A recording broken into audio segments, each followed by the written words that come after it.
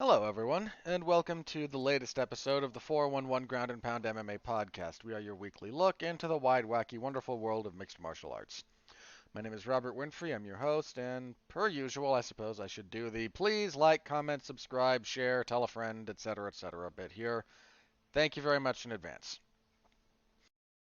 What do we got on the show tonight? Tonight we have UFC 268, which took place yesterday, and was a pretty darn good card from start to finish. It really was. So we'll be going over everything that went down there. And we have a preview. UFC on ESPN Plus 55? Double check that. I'm pretty sure. Yes, 55. Headlined by Max Holloway and Yair Rodriguez.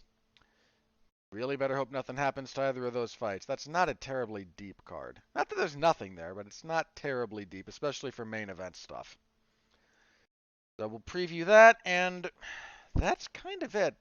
Wasn't most of the news that came out, such as it was related to UFC 268 or in the build-up to it, so there's not a whole lot to news-wise going forward. But I imagine that will change for the next week, because once things settle down in terms of activity, certain stories start picking up and gaining more momentum and whatnot. So, yeah, that's what we've got. And, of course, something crazy could always break while we're recording. That happens from time to time.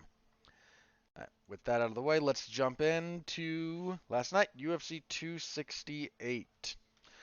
Your main event.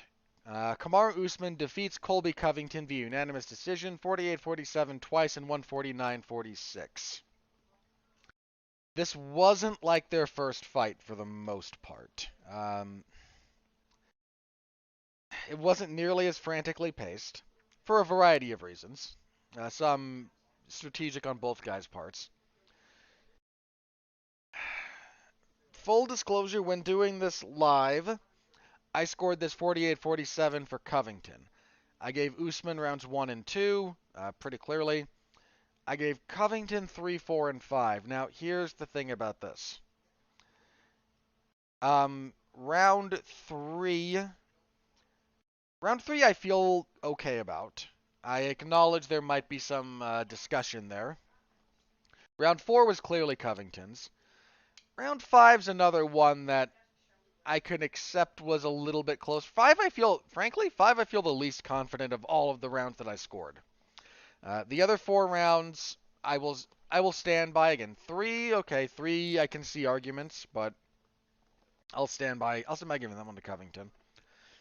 That 5th round was a little bit awkward to score. For a variety of reasons.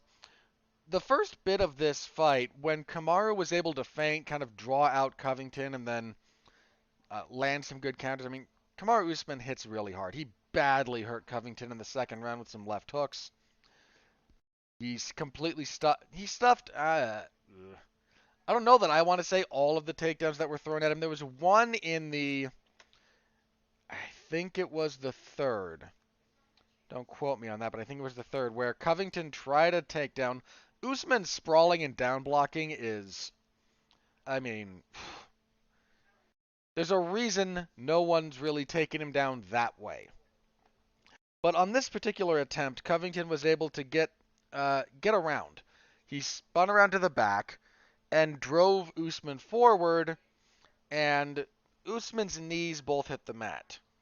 Now, there's an argument to be had about what constitutes a takedown in MMA versus wrestling. To be clear, in wrestling, that would have scored 2 points.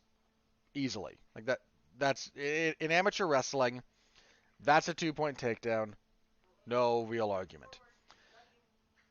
Most of the way they have to try and track these statistics for MMA, you can't really do it every time somebody's knees touch or every time someone's butt hits the mat. You can't call all of those takedowns because a takedown in MMA is something different. You generally have to establish a degree of control. I'm sympathetic to that argument, especially if we're doing a takedown where the fighters are facing each other. I think that's a very fair way to put it. If someone's got your back, though, If they get you down, I mean, they were giving Khabib. Well, Khabib was slamming more than anything. I'm just of the opinion. I think that should have been scored. My opinion, because of the position of all the relevant parties. I think it should have been scored. Now they're not going to give it to him. And again, I can see the argument, so I'm not going to die on the hill. But for the record, I thought I would have scored that. Uh, Usman's problem started when he stopped feinting. His jab was doing pretty good work, but it wasn't as active as normal as it has been his last few fights. Part of that is the opposite stances. Um, Jabbing against a guy when you're in opposite stances like that is just harder. It's not your first weapon the way it is when you're in closed stance. And Covington fought this whole thing southpaw. Usman fought the whole thing. Covington would shift on some of his strikes, um, which I thought was a nice little adaptation from him. It led to him landing some pretty decent punches along the way. He just doesn't have great power. Covington kicked a lot more, for better and for worse. He landed a few decent leg kicks. Usman's knees are just really banged up, and he's been public about them. So the leg kicks, I think, were a good adaptation from him. He also landed some nice body kicks. In the fourth, he caught Usman breathing in with a body kick, which is the worst time to get hit in the body, and kind of folded him up with it. I mean, the fourth round is the only round that Covington unanimously won, so that was a good flurry from him. He hurt him with that body kick, had a good flurry of punches to end the round. Um, I again, I have no issue with Usman winning this fight. 48-47 for Usman is a perfectly acceptable scorecard. Might even be more accurate than what I was doing live. So this is not me saying that anyone got robbed, etc. I There's a few things that went on in the discourse around this fight that I think bothered me a little bit. One, there's a lot of people who, because they dislike Covington as a character, wanted to downplay how close he was able to make this fight in places. And I think that's largely down to personal bias, whether they acknowledge it or not. Covington looked a little bit stiff through the first couple of rounds. I mean, I think there were some fair tweets throughout those first two rounds, like how is Covington doing worse here than he did in their first fight? And I think that's, again, he got badly hurt at the end of the second, persevered, kept going, and then, again, on my card, won the last three rounds. Whether or not you agree with me or on my scoring there is fine. You can disagree with me. And look, if you say Usman won the fifth, I'm not going to argue with you. That is not a scorecard I'm going to die on. You say you disagree with me on the third, we can disagree. And we can have a conversation, no problem. But I disagree with that one. I think Covington's volume was more impactful in the third than Usman's power punching. That's not always the case, but I definitely think it was in that round. I think Usman just didn't do enough as that round progressed. So, for whatever my take on that is worth. That said, I mean, it's impossible to come away from this fight and not be impressed with Kamaru Usman. His power punching is still very much a threat. His jab is still very much a problem. His kicking game has come up a little bit. Both men were more active with kicks in this fight than their first. Their first fight was just kind of a crappy boxing match, to be candid. Part of his takedown defense being so good, it stands at 100%, I believe, is still the official number. It was coming into this fight, if nothing else. He was good about his offensive takedowns, and he didn't take. I think he took Covington down technically once, but that might have been more a position reversal. He's good about getting his own takedowns. That's part of it. The other part of it is, man, his down blocking and his sprawl is, and the down blocking is more important than the sprawl, technically speaking. Sprawling is what you do at the end, like the last thing you do in sequence. It is nuts. It is very, very good.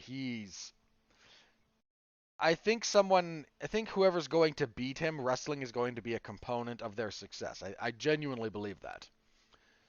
I don't quite know how it's going to be implemented, but I know it's going to be important because if you don't make him think about the wrestling at all, then you're just striking with a guy whose striking has become very good and who hits very, very hard. I think I was a little surprised by Usman's defense, which wasn't great here. Um, and some of that has to do with his lack of feinting. Once he stopped feinting again, in the third and the fourth round, his feints kind of go away, and he stops being able to then either time Covington or pretty clearly evade his offense. And because he's just trying to close distance in a hurry to land a punch, Covington's able to set up on him a little bit more and able to find a little bit more success.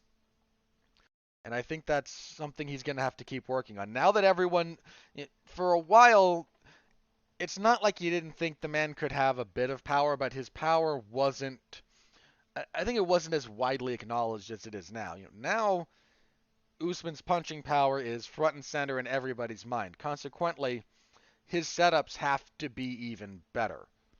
Uh, not just his jab, which is very good, but you've got to be able to build on that, and you have to be able to fake and feint your way in.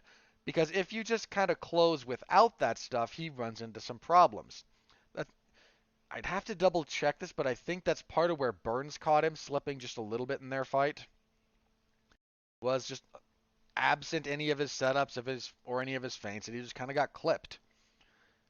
Masvidal had some success against him in places, um, for very different reasons. But it's a thing he's got to do. He's got to be very, very mindful going forward of his setups, because you can't just surprise people with the fact that you hit like a truck anymore. Everyone knows now that that's how hard you hit. So, another win for Usman, who is undefeated in the UFC. Look, at this point, if you want to make the argument that Kamaru Usman is the best welterweight of all time, I don't. You can have a debate around that, but there's not really a. You don't wind up arguing tremendously meritorious points. You don't get to point out, no, so and so is better because of X. Because at this point, that's just not. You might still have George St. Pierre ranked above him all time in the welterweight division. You might. And I think that's a defensible position at the moment. I because at this point, what we wind up arguing is like the following points. Kamaru Usman has never lost in the UFC, period. George did. Only twice, but there's still no way around it. He's got losses on his record under the promotional banner. Kamaru Usman doesn't. Full stop. George had more title defenses than Usman has had. No discussion around that.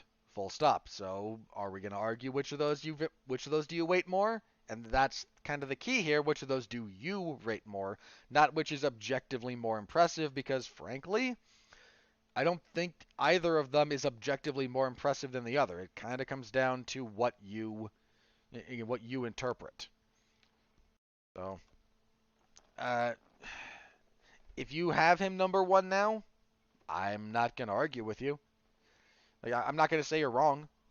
I think it's a perfectly defensible position. I I think if you want it, I think George rates all time higher because he won the middleweight title, and being a two-weight world champion is such a big deal at the moment, at least. It's such a big accomplishment. I mean, in all fairness, especially going from welterweight to middleweight, 170 to 185 is a big jump. I mean, uh, one of the commenters on my report, I forget your name, so I apologize. I'm not trying to. I said this publicly over there, so I'm not insulting anyone. Speculated that Usman could beat Israel Adesanya for the middleweight title, and I'm a little bit more like you guys. I get that Usman's very, very good, and look, if Usman tomorrow decided he wanted to fight at middleweight, are there middleweights he could beat? Yes, yes, there are. I'm not gonna. That's very much true. However, understand a little bit about Kamaru Usman. He's a pretty big welterweight. He's 6 feet tall and he's bricked up. He would be an average to slightly below average middleweight. There are some very, very large men who compete in that weight class. I mean, put him next to Paulo Costa. Now, I'm not saying that if they fought, Costa would win automatically because he's the larger man. That's silly. I am saying that the 15-pound gap between welterweight and middleweight is significant. There's a reason a lot of guys who are middleweight, who are welterweights who struggle to make weight become, sometimes they become straight up afterthoughts at middleweight. I mean, look, Johnny Hendricks' career fell apart for a lot of reasons, but that you make that guy fight, he was not an especially tall welterweight. He had to fight at middleweight because he couldn't manage his weight. He was a midget at middleweight. I mean, he was just straight up. I think he was smaller than everyone he fought when he fought at 185 for the UFC. Look at Kelvin Gastelum. Look, does Kelvin Gastelum have some good wins at middleweight? Yeah, he does. He gave Israel Adesanya absolute hell for a couple of rounds of their 5-round fight. I'm not taking anything away from him in that respect. But look at the size of him relative to everyone he's fighting. He's always smaller. And that started to cause Gastelum problems. It's part of the reason he struggled a bit recently. So, I especially when you consider a few other things. Look, in a straight wrestling match, does Israel Adesanya have much for Kamaru Usman? Not really. In MMA, Usman is... I don't think Usman wins because he's bigger. That's a gross oversimplification of his skill set.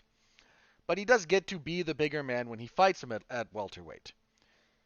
If he's got to fight someone like Adesanya, who's, 2 to 3 inches taller, longer in both arm and leg, and while Usman has power, his defense is a little bit... Look at the number of times Colby Covington made contact here. Now, I'm not saying Usman would fight Adesanya the same way. I'm aware that there's differences. But if someone with Covington setups is able to land that frequently, what do you think Israel Adesanya would do? Now, those two don't want to fight each other, and that's fair. I'm not here saying how dare they not fight each other. I am saying that's a big jump, and Adesanya might just be a worse stylistic matchup for Usman than you think. Usman is... Look, as I said, are there middleweights on the UFC roster he could beat? Yes. Are there middleweights on the UFC roster that are ranked that he could beat? I'd probably buy that. Do I think he'd beat Adesanya? I do not. I do not think he would beat Adesanya. Now, again, that's not really a fight that's on the horizon for either man. Let me put it to you like this also as far as Usman at middleweight. I would not favor him to beat Robert Whittaker. Not saying he couldn't. I'm saying, who do I lean? Who do I think would win? I would not favor him to beat Whittaker. I would favor him to beat Gastelum. Let me pull up the UFC's middleweight rankings just out of idle curiosity. Because do I think he'd beat... Here's kind of the other big one. Do I think he'd beat Vettori? I don't... Okay, here's a slightly controversial one. I don't think he'd beat Derek Brunson. Now, not saying he couldn't. He hits hard enough and Brunson's chin has been cracked. But I think the size disparity at that point and some of what they both choose to do as far as how they fight, I think that would go bad. I don't think that would go Usman's way necessarily. And would I pick him to beat Marvin Vettori? Stylistically, maybe. Cannonier? It's an interesting one, actually. I might like his chances against Cannonier. Again, some of this comes down to, style at this point is kind of the thing. I mean, look, when we get to the bottom part of middleweight, would I pick him to beat Kevin Holland or, Brad Tavares? Yeah. Yeah, I would. Would I be shocked? Tavares might give him problems. Might. Well, but, look, so are there ranked guys he could beat? Yeah. Yeah, there are. I might favor him over Darren Till. I have to think about that one.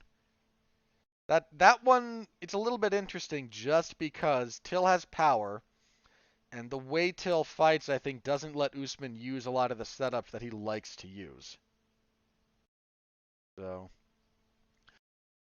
again, the point is not that he couldn't find success at middleweight. I think he could, but I once you get to the top end of that division, I don't know. I'm less sold on that idea. Uh, but he is somewhat fortunately he doesn't need to worry about that. He needs to worry about the next guy up at welterweight. You know, that's who he should be. That's who he's looking at now. It's who he should be focused on. Um, what was the other thing? Okay, I need to. Here's the last thing about the immediate aftermath of this fight that I need to kind of touch on very briefly. In the immediate aftermath of the fight, like final bell rings, Covington and Usman go kind of face to face, and they both give each other respect. They don't like each other still, but they kind of drop the promotional shtick. They say some complimentary things about each other, and Covington's post-fight interview was essentially, Usman was the better man tonight. But I'm still getting better. You haven't seen the best of me. It's been my dream to headline Madison Square Garden, so whether you love me or whether you hate me, thank you. And you still haven't seen the best of me. And people responded more or less positively to this. And then at the post-fight presser, so, an hour later, give or take, Covington is kind of back on the shtick. And I understand people's frustration with this. His shtick is deliberately grating. It is there to make him a bad guy. It's there to make him a heel. And I saw some people, more than one, across various social media platforms and whatnot, going, why did he have to default back to that? You had this great moment where he shed the persona, and he was, somewhat warmly received for doing so. And I think, again, on a purely emotional level, I understand the question. Covington, absent his shtick colors everything, the character. And the reality is, Covington is a very, very good fighter. You may not like him, I'm not asking you to. But this guy got dropped bad in the second round, persevered, and won at least 2 of the following rounds from the champion. Nobody in Kamaru Usman's entire UFC career thus far, nobody has taken more rounds from him than Colby Covington. Covington is, I think, the only one who can consistently pose a threat to him round to round. I mean, Burns took 1, then got stopped in the second. I gave Masvidal the first round of their first fight. Lost the other 4, and I think I gave Usman the first round of their rematch, and then he got knocked out in the second. Tyron Woodley got no rounds. It's not easy to even win a round against Kamaru Usman. That's how good he is. And Covington has been able to muddy those waters about who's winning rounds consistently across 10 or so rounds of fighting. That's certainly an indicator of how good the man is. Now, if you all don't remember the story behind Covington adopting this persona, you may not remember this. But I do, vividly. And Covington has now told this story a few times, and no one's actively refuted it. Probably because he's telling the truth about this. When Covington fought Damian Maia, this was his... What was this for his UFC? How many fights in was he? Okay, so Covington originally debuts in 2014, wins his first 3, loses to Warley Alves via sort of random guillotine choke. Then rebounds, wins a couple of fights. So he submits Jonathan Meunier, TKOs Max Griffin. This is strikes on the ground. A little bit of a rarity for him. He's not much of a ground and pound artist. Then he wins 2 fights in a row by decision, Brian Barberina and Dong Hyun Kim. Neither of these are especially compelling fights unless you're kind of a fight nerd. I am a fight nerd, so then he goes into the Demian Maia fight. This is October of 2017. And the way he tells it, and again, you may not like the man, but I have no reason to believe he is lying about this because the UFC has done this in the past to other people. They tell him that the Demian Maia fight, I believe, was the last one on his contract at the time. And they say, win, lose, or draw, you're done. Your fights haven't been very good, whatever it was. So Covington goes into that fight, which is being held in Sao Paulo, Brazil, against Demian Maia, former two-time middleweight title challenge. He had fought at this point for the middleweight belt, and I think he'd fought for the welterweight belt as well. This was this after Maia had fought Woodley? I think it was. Yeah, right after Maia had fought Woodley. And he adopts this antagonistic persona. If you'll remember the build to that, he was insulting Brazil and Maia and like spraying the block, so to speak. Like that's what he did. To rile up the fans, to make people care about him, and lo and behold, it worked. It got him a new deal. He fought for the interim title immediately after that, and beats Rafael dos Anjos to do so, goes on to fight Robbie Lawler, fights for the belt. Like, this persona that he has adopted saved his job, saved his career, and saw him achieve success that he never would have seen otherwise. And first of all, just knowing that, you're a little bit surprised he's defaulting back to it. Second, this is another thing about his career.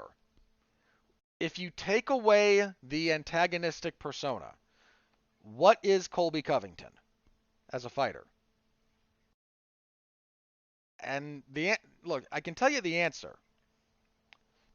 I want you to think about it for just a second. Pause if you want to. I want you to come up with an answer. Because I'm going to tell you mine. Absent his antagonism of certain segments of the fan base, Colby Covington is the second best welterweight in the world, who has now lost twice to the current champion. So let me ask you the logical follow-up question to that in the aftermath of this fight. What use does the UFC have for the second best fighter in a division who can't beat the champion? And the answer to that is shockingly little. Not necessarily nothing, but you find yourself when you're in that spot, sometimes the UFC will keep you around. They kept Joseph Benavidez around for a long time when he was the second best flyweight in the world and couldn't beat Demetrius Johnson. I think the UFC did that in part because they kept waiting for Johnson to lose so that they could then slot Benavidez back in there, but the UFC's relationship with the flyweight division is its own thing. They kept Rich Franklin around at a time when the business model was very, very different. They have also had a history, a fairly long one, of looking at fighters in this position that Covington finds himself in and saying, fare thee well. And saying, goodbye, good luck, maybe we'll see you in a few years if you keep winning, maybe not. They do that all the time. They do that all the time to top fighters in divisions who can't beat the champion, especially if their fighting style is not especially fan-friendly. And while I tend to enjoy Covington's fights for a variety of reasons, I'm not going to pretend that his style is fan-friendly. Is generally fan-friendly. There's a reason the UFC said we're going to cut you, after the Demian Maia fight, regardless of what you do, regardless of the outcome of the fight.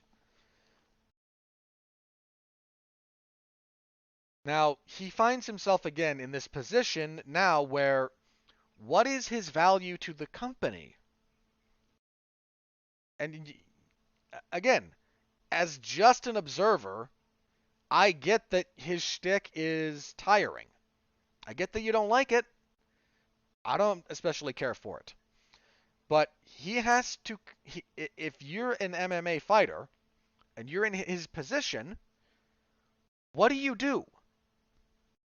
I mean this in all sincerity. Think about this for a second. You just main evented Madison Square Garden fighting for the world title. Your second title shot against the same guy, and you come up short again.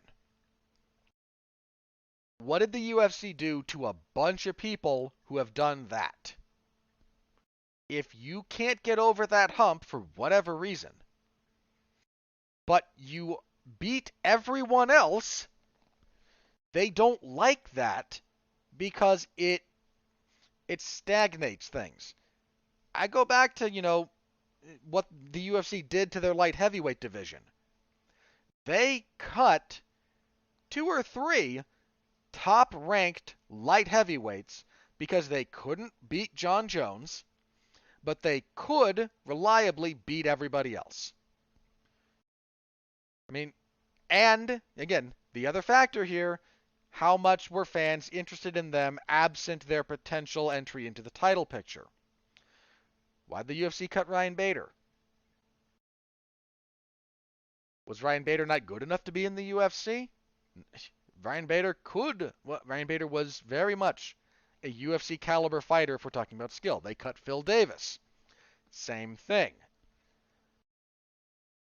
And so Covington now is in an even more precarious position where he's not going to get another title shot. Not for a long time, and probably not while Usman is still champion.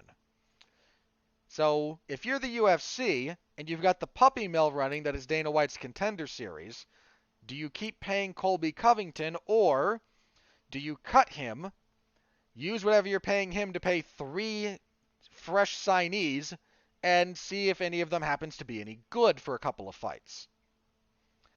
Now you tell me what the business of the UFC is likely to do. So if you're Colby Covington, what is your recourse?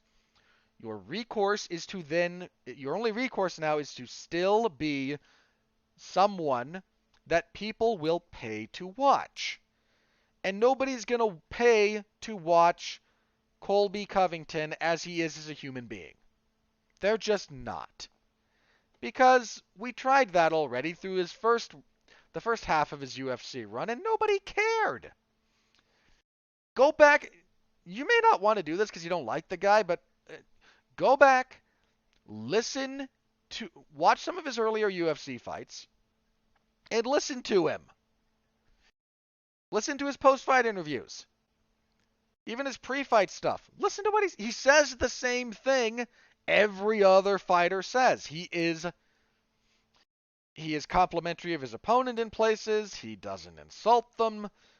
He's just a guy. A guy who's a pretty darn good fighter, but whose style is not necessarily one that gets people excited. And he's just saying the same things everyone else says. That guy, right now, even as the second best welterweight in the world, doesn't have tremendous value to the UFC. He just doesn't. That's the UFC's business model right now. It sucks in some respects, but that's the way it is. So if Colby wants to keep his job, or if you, listener to this show, were in his position, I ask you again, what would you do? Would you settle for trying to do a face turn on an audience that you have vociferously attacked for the last 5-ish years? Go back to 2017, so 4. You want to try and rely on the goodwill of your couple of fights with Usman, potentially building that up. I mean, at which point the fans' goodwill. The UFC has done a remarkable job of cultivating a fan base that doesn't really care about the fighters at all. if the UFC cuts you, look at any time the list comes out of people that the UFC has cut. Look at the reactions from people. And most of them just don't care. People are in the UFC has cultivated a fan base that is significantly more interested in the brand than the individual fighters. So at this point, if you as Covington are relying on the potential goodwill of the fan base to carry you through your next handful of fights, the UFC doesn't care. The UFC cares about what you can do for them, and if you're just another sort of happy-go-lucky fighter, but you're really good, but your style's not all that pleasing to Dana White, and you failed 2 times in your title shots, they're going to let you go. That's just how they operate. So yeah, he's defaulting back to what he thinks is the only thing that can give him job security. And you surprised at this? He's doing everything he can to not be subjected to the whims of the UFC brass, which, as we've all learned, if you've paid any attention, are capricious and petty. There's... Of course he did. Of course he did.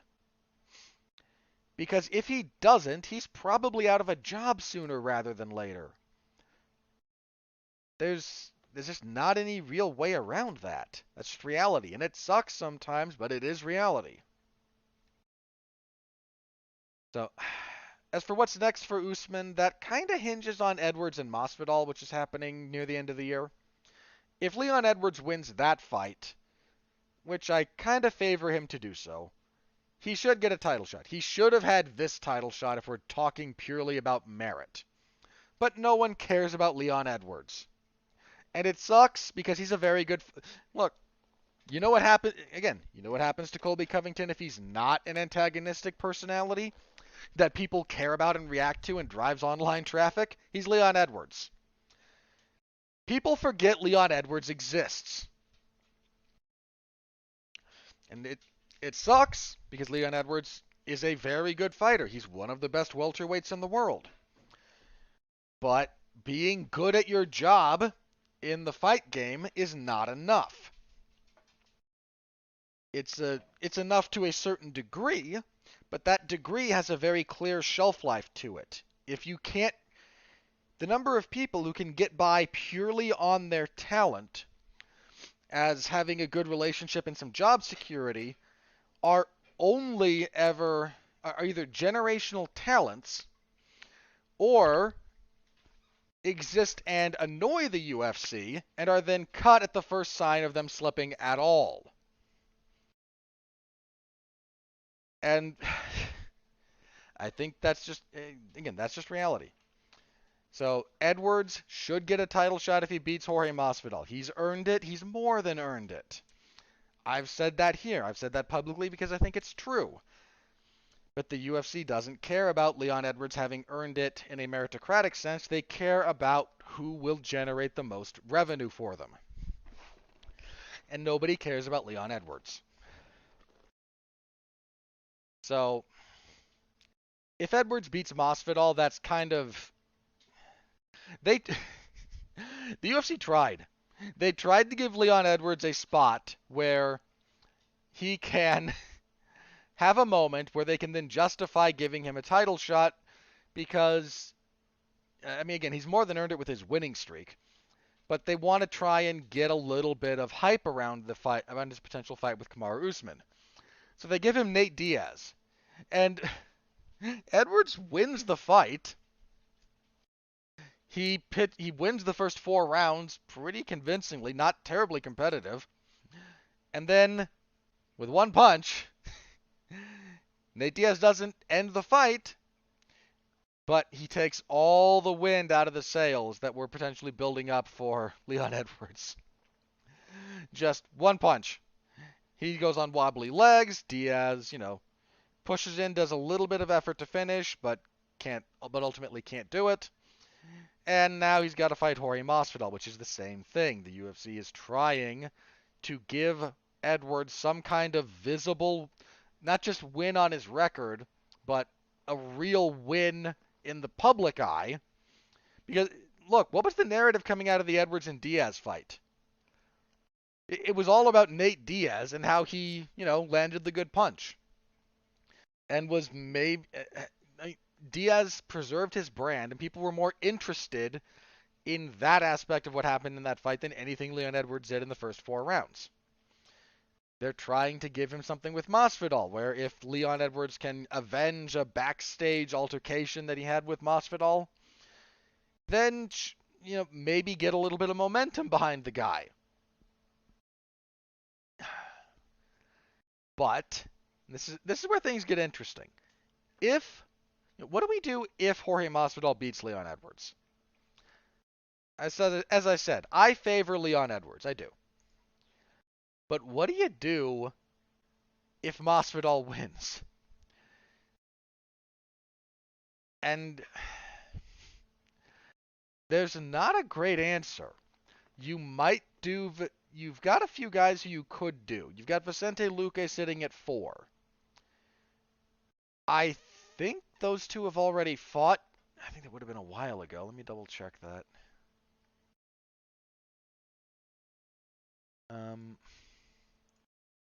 Usman's fought a lot of guys. Did he fight? Let's see. No. Who was I thinking of? It doesn't matter. So you could maybe do Luque, but it's a little. The UFC is really kind of banking on Leon Edwards beating Jorge Masvidal, because if not, they're gonna have to do some creative stuff. I mean, obviously, right now the guy with the most hype at welterweight, is Khamzat Chimaev, who is now ranked number 10 after he ran over Li Jingliang like he did.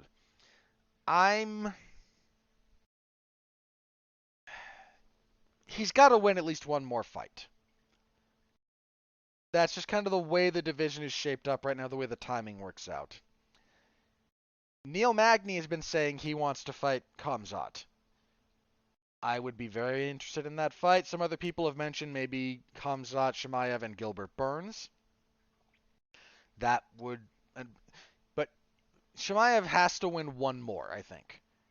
But if he does it the same way he's been doing it, I think he's the guy they're going to try and get into the title picture very, very quickly. So,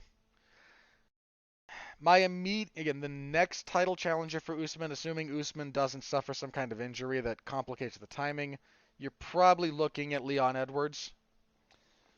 But if Edwards loses against Masvidal, and he might, again, I favor him, but he might lose that.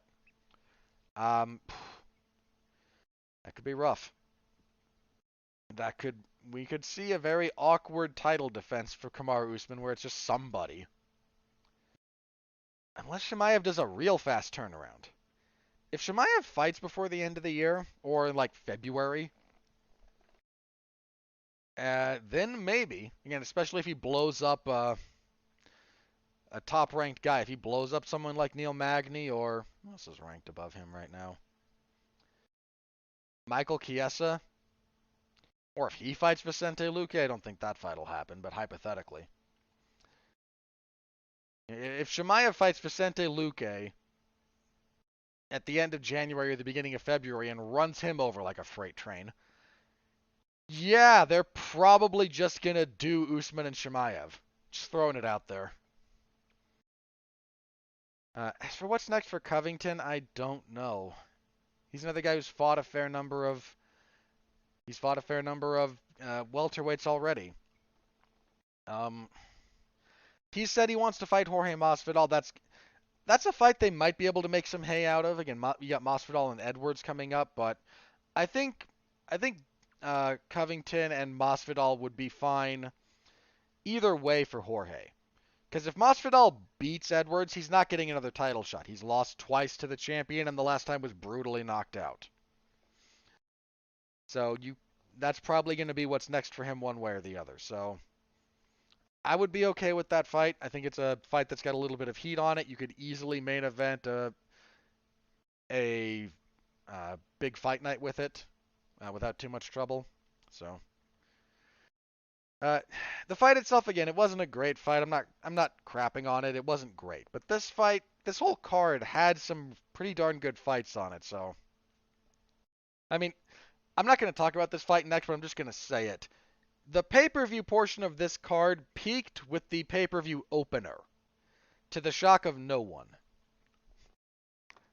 We'll get to that. Your co-main event. Rose Namajunas defeats Zhang Weili via split decision. There was a 48-47 for each woman and a 49-46 for Rose.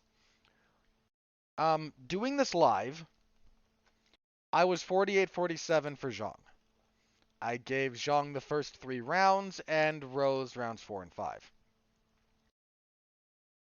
Here's the thing about that. Round 2 was very, very close in the scoring and how you would have to score that round. I don't object to 48-47 for Namajunas at all. The 49-46, I've got a bit of a problem with that. Now, here's the caveat. I need to rewatch round 1. Because 3 is pretty clearly Zhang's. 2 I will freely admit is a toss-up. 4 and 5 were Rose's rounds. That's not terribly in debate. So I've got to rewatch the first round to see how egregious I think 49-46 is. Because scoring live, which I do because it's what you're supposed to do. What I do is a deeply imperfect way of judging a fight. And I've said that before, and I'm happy to say it again whenever it's warranted. But typing up what I see, fixing spelling errors, worrying at some places about my grammatical structure, stuff like that. It's a bad way to score a fight because I'm worried about other things. My attention is divided. So with divided attention and the UFC commentary, it's entirely possible that round 1 was closer than I thought it was live. I will need to rewatch that one, but as it sits now, I thought Zhang taking rounds 1 and 3 wasn't terribly controversial. The fight itself was somewhat interesting. Zhang was staying all the way out, like way away. She was outside of Rose's kicking distance for most of this. And would then just kind of bounce around and look to explode through distance when she wanted to attack. Which was an interesting choice, I think. She was pretty clearly hesitant about exchanges with Namajunas for good reason, because Rose knocked her out in their last fight. Zhang landed some good leg kicks. I think commentary might have oversold them a touch, but they were still solid and they still landed. I think Zhang. One of the things I mentioned in my pre-fight analysis, I think that Zhang likes fighters who will collide with her in predictable timing patterns, and Rose Namajunas is not that fighter. She just doesn't do that. And that throws off a lot of what Zhang was doing. Zhang did a lot of circling, a lot of backing up. And I think that ultimately cost her a lot when it came to the scoring of this fight. Anytime they got into kind of boxing range, I think Namajunas was able to find some good punches. Her jab was on occasion troubling. She didn't throw it a whole lot, but it was a problem. I think it was like in the 4th and the 5th round, man, Rose found a home for her right hand. And she was landing that thing over and over again. Then she used it to set up some takedowns. The takedown game in this fight was interesting. Zhang got Rose down a couple of times, and Namajunas was not... I think the first time she got taken down, she was way too comfortable. This would have been the first round. She was way too comfortable playing in her guard. When it happened again later, I mean, it was a bit in the first round actually. It might have been the second. No, I think it was the first, where Zhang gets a takedown and Rose tries to sweep her with a butterfly hook. Uh, Zhang scrambles with her, moves to that same. There's some really nice sequences here. There's one where Zhang wound up in mount right as the round ended. Again, I want to say that was the first round. Uh, when these two were scrambling, it was interesting. When they were static, it became a lot of who was on top. Uh, Zhang has the better ground and pound of the two in a vacuum. Rose's work when she was on top, especially when she was in full guard, was not terribly compelling. She wasn't landing a lot of very good punches. Once she got her posture up, she was able to land a few good ones, but her passing game wasn't. She didn't do a whole lot to pass in places. I don't know if she was just moving very, very slowly and methodically, or if that's just not an area of the game that she practices a whole lot. Is you know, dealing with a slightly more aggressive way of passing full guard. But her ground and pound here was fairly anemic at times. Other times it kind of came alive a little bit more, but her top control game from a more neutral position like full guard um, left a bit to be desired here. Now, that might have been a matchup issue, that might have been an issue with Zhang's physical strength, but it was a problem. And to be fair, the same thing was true of Zhang. She got Rose down a few times, but wasn't able to do a whole lot with it other than control. So it largely became a game of who could get the takedown, and initially that was Zhang, later it was Rose. Let me see, what else did I have about? I didn't have a whole lot about this. I thought the distance work from both women was interesting. There was a lot of stalking from Rose. Um, Rose not as overpowered in the clinch as you might have thought, given how Zhang is a fairly yoked up woman, and she couldn't quite muscle Rose around the way. Again, if you just looked at a picture of each of them, which of these, these two lock up, who's going to have the physical advantage? You're going to default to Zhang for understandable reasons, and it's not that Zhang didn't have any advantage anytime they were locked up.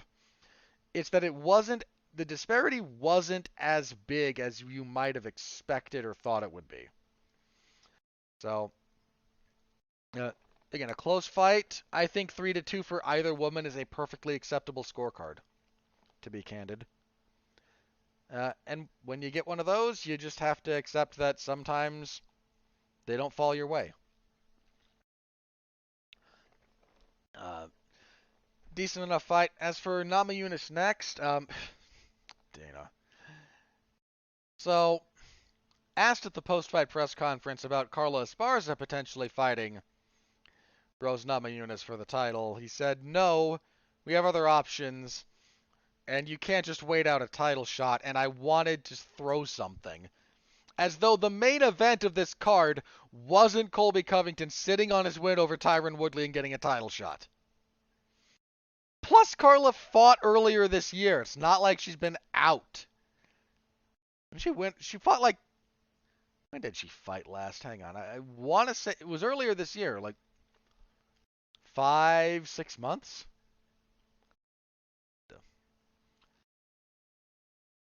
Yeah, Carla beat Yan Xiaonan in May.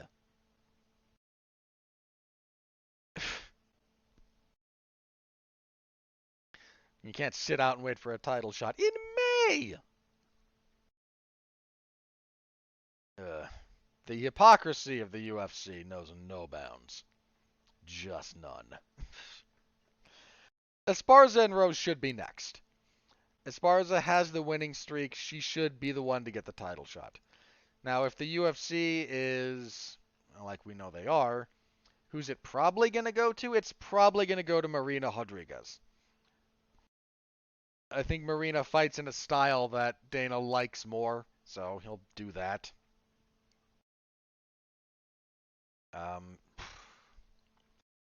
for as while women's strawweight is a good division, I certainly don't mean to disparage it, like I will other divisions for good reason. Um, they need to get some turnover going in that division, just a little bit. You've got some people that are lingering that in a healthier weight class, you know, maybe wouldn't be. But we'll see what happens, throughout the next little bit of time. There's a while. There's a while to let that kind of sort itself out. But so I would think Rose and Carla Esparza would be. I mean, that's a rematch of the inaugural strawweight title fight. You've got Joanna, who's not in the rankings right now, but uh, will be a factor in that division when she comes back, I assume. You're just not gonna. Here's the problem that Joanna's up against. She's lost twice to the current champion. Sound familiar? She's also very clearly one of the best strawweights in the world. I thought she beat Zhang Wei Li. I scored that fight for Joanna. I have scored that fight for Joanna every time I've watched it, for whatever that's worth. Uh, but she's got two losses to the current champion. One of them a brutal knockout. And other than that, all that she has going for, what does she have going for her? UFC's put her in prominent positions, so she's not a non-entity when it comes to drawing. But would you be shocked if they couldn't come to an agreement and the UFC released her? I mean that. I mean that sincerely. Would that shock you? Because it shouldn't. You can say it's a mistake and you can say you disagree with it, but if you're in that position, man, that's a rough one because the UFC will cut you and will take whatever they were paying you to pay at least three Jamokes coming off the Contender Series because they got that puppy mill up and a running. All right, moving on. Marlon Vera defeats Frankie Edgar in our next fight via KO. It's a front kick to the face. 350 of the third round. I thought Frankie Edgar won the first round. Frankie's movement is still very good. He found some good punches, got a takedown, had some good top control and ground and pound. The second round, things started falling apart for him a little bit. He got a takedown but couldn't maintain it for nearly as long this time. He was getting stabbed in the guts repeatedly with a front kick. Frankie's combination work is also a little predictable. And I think that's becoming a real problem for him as he enters this phase of his career. I think it's becoming a real problem for him. Then when we get into the third, Vera is pushing the action. He might have been down 2 rounds. I didn't have him down 2 rounds, but he might have been. He stalks Frankie. Frankie's legs don't quite seem to be all the way there. Frankie's labor-intensive footwork that's hard to maintain as you get to his age, man. Frankie Edgar's 40. And that's not an easy 40. Look at some of the wars that man has been in. Both of his title fights with Gray Maynard are the stuff of legend. Look at his first fight with Jose Aldo. That was a war. He got the crap beat out of him. Even the rematch with Aldo was it wasn't as brutal, but he took a non-trivial beating. I mean, Brian Ortega TKO'd him. Max didn't put a beating on him the way that Max has done other people, but he took a pretty decent beating. Chan Sung Jung stopped him. I thought he lost the Pedro Munoz fight. And that was 5 rounds. Like, that guy's been through the ringer. Now that you're 40, there were a lot of rumors around that he was going to retire after this fight. I tend to think if he had won, he might have used the post-fight interview to go, I won in Madison Square Garden. I'm a former champion. I'm 40 years old. Thank you for this dream come true. but I'm done. With the loss, hmm, that he kind of downplayed the notion of retirement all fight week after these things started kind of cropping up, like maybe he's going to be done. But he might be looking for one more win to go out on. He might be one of those guys who needs to be shown the door. I mean, you're 40, fighting at bantamweight. And I don't think he's won. Again, technically, he won the Pedro Munoz fight. I scored it against him. The last fight he won that everyone agrees on was 3 years ago, almost 4, when he beat Cub Swanson in a 3-round fight.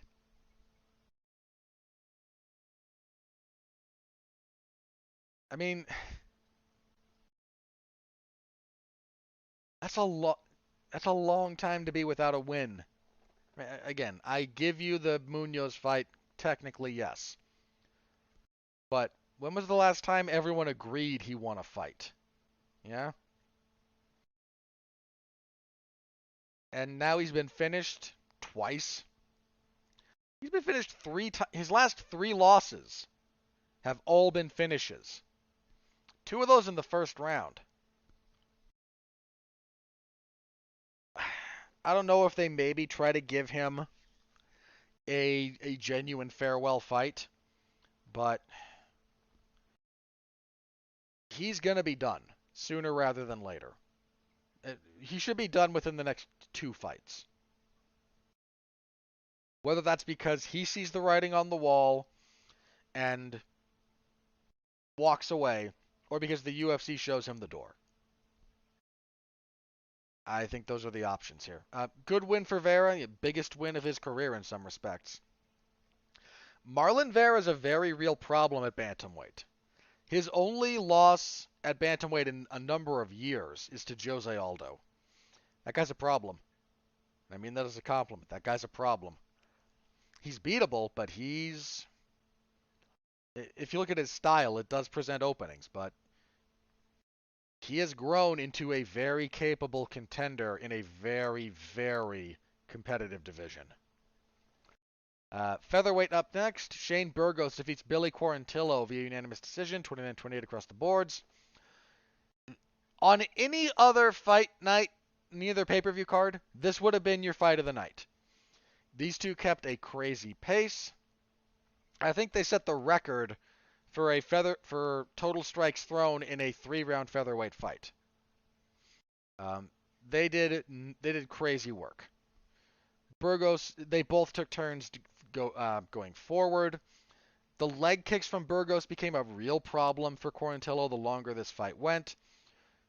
Quarantillo not being able to get this to the mat, like Quarantillo's a very good fighter, and this pace was insane. They both landed on each other. They both hurt each other. They were both throwing punches, elbows, leg kicks, knees to the body, tying up, dirty boxing to the body and head. It was the fact that this fight had to follow Gaethje and Chandler was a crime against these two men, because this was a great fight that was overshadowed by what came before it. It's a shame these two guys didn't get. They were never going to win the fight of the night bonus, not after that opener, which we'll get to next. But you almost should have. You should have done there should have been 2 fights of the night, because this was a really, really good fight. If you didn't see it, look it up. I don't know what's next for Burgos. I think this is kind of his ceiling, where he is ranked at the moment. He can give tough fights to the guys ranked above him. He and Barboza, man, that was a brutal fight. They both had it kind of taken out of them. I think Quarantillo's upside is pretty clear at this point. He's got a motor. He's got a good chin. He's got to tighten up a few things technically. And I think the problem is his relentless aggression lets people who are slick be able to kind of counter him and move around him. Which is what Tucker did. Gavin Tucker was able to move and counter and take him down on occasion. I think Quarantillo's game also is a little bit like Frankie Edgar's in the sense that he needs to be able to implement both halves of both the striking and the grappling together. If you can completely shut down one of those and he's forced to rely on the other, it's not as potent. Now, not obviously to that same degree, but I think there's a little bit of a similarity there. That said, Quarantillo's UFC record is good. I think there's a lot of upside to him. So, good fight from both men. Your pay-per-view opener. Good Lord. Justin Gaethje defeats Michael Chandler via unanimous decision, 229-28, 130-27. Live, I was 30-27. The first round could have gone either way. I said these two, my joke, like, as soon as they announced this, was somebody's going to die. And these two went up there and tried to kill each other for 15 minutes. This was insane. What these two men did to each other defies conventional description in some respects. Opening bit, especially like the opening part of the first round, Michael Chandler had a lot of success. He was landing some good leg kicks. Gaethje landed a couple of his own. I think Gaethje was the harder kicker. But he also wasn't kind of buying into the range that Gaethje wanted to fight at. He kept a little bit longer stance and was looking to kind of move quickly whenever he wanted to punch. Be out of even kicking range at the very end of it so he can evade leg kicks. And then very quickly, almost like a fencer, get in a couple of steps, land a few punches, and get back out. And that worked very well for him. He got tagged a few times on the counter, but that was kind of working for him. He wobbled Gaethje, landed a couple of nice rights.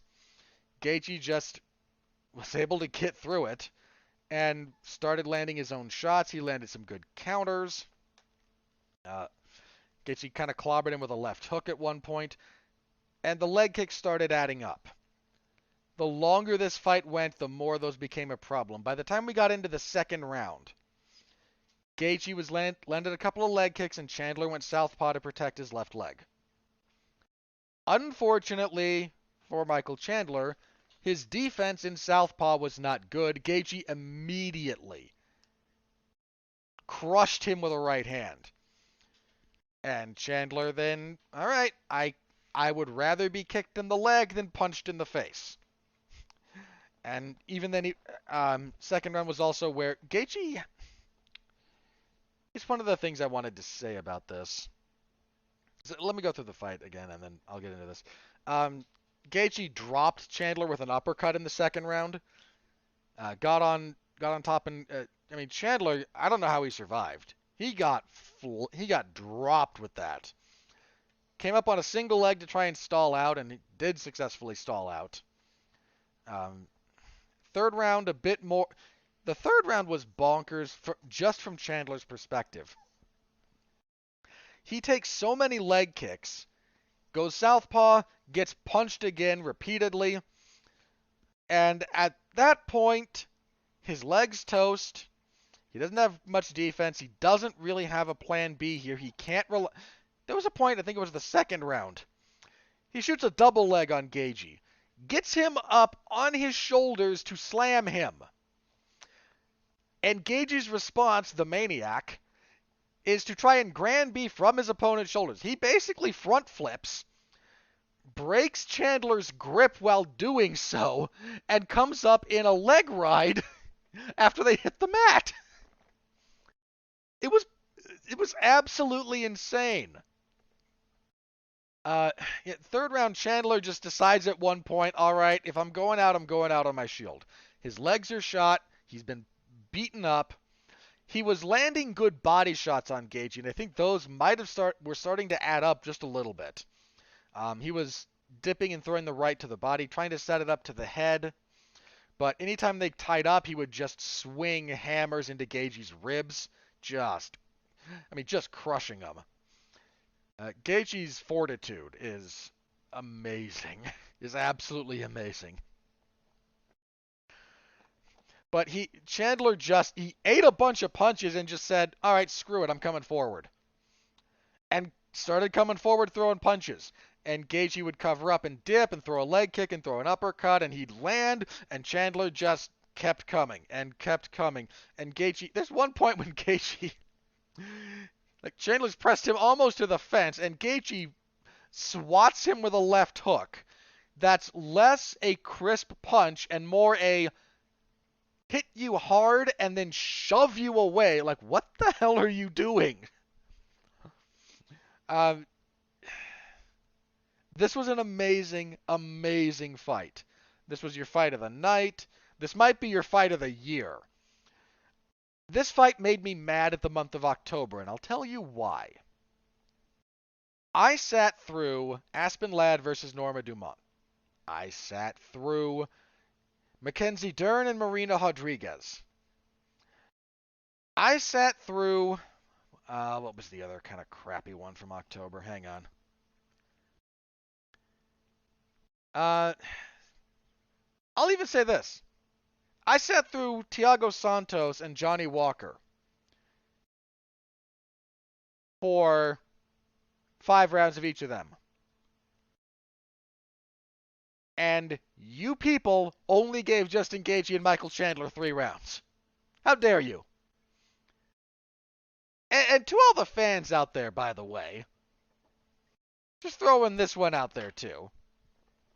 The number of people who have been brainwashed by the UFC, who, when confronted with the fact that the month of October really sucked so we could have a couple of very stacked events, and let's be clear, UFC 267 followed by UFC 268. If we're talking quality of fights, that is the best 2-event stretch the UFC has had in years. I am not ignorant to that reality. Please bear with me on that. But they sacrificed everything else in October for that.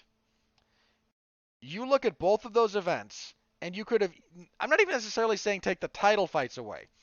You could have taken other fights from those cards to main event every other event in October and made everything better. And instead, you did what you did. So I only got 3 rounds of these two. There could have been 2 more rounds of this fight. Think about that for just a second. They bumped this thing back to October 16th. It's this instead of Norma Dumont and Aspen Ladd.